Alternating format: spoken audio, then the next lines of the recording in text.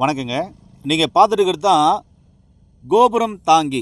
இது பாருங்கள் மூலிகை எவ்வளோ நல்லா இருக்குன்னு.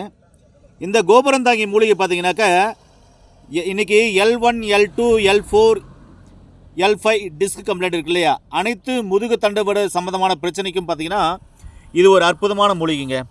இதை பார்க்கவே பார்த்துங்க கோபுரம் மாதிரி இருக்கும். அதனால தான் இது பேரே கோபுரம் தாங்கின்னு வந்துச்சு. இது வந்து சமூலமாக எடுக்கணும்.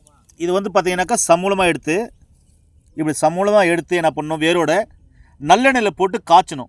காய்ச்சி 7 நாள் சூரிய ஒளியில் வச்சு அதுக்கப்புறம் இறக்கி வச்சுட்டு, எந்த இடத்துலலாம் உங்களுக்கு மூட்டு வலி, முதுகு வலி, டிஸ்க் கம்ப்ளைண்ட்டாக இருக்குது, புடக்கழுத்து வலிக்குது, தொடை வலிக்குது, கால் பாதம் வலிக்குது, அதாவது உச்சந்தல் உள்ளங்கால் வரை இருக்கிற அனைத்து வகையான வலிக்கும் பார்த்தீங்கன்னா மேல் பூச்சி நல்லா அப்ளை பண்ணிவிட்டு விராலி இலையை பிடுங்கி தண்ணியில் போட்டு கொதிக்க வச்சு உடம்புல தண்ணி ஊற்றிட்டு வந்தீங்கன்னா அனைத்து வகையான வலிகளும் சரியாகுங்க. பேரலைஸ்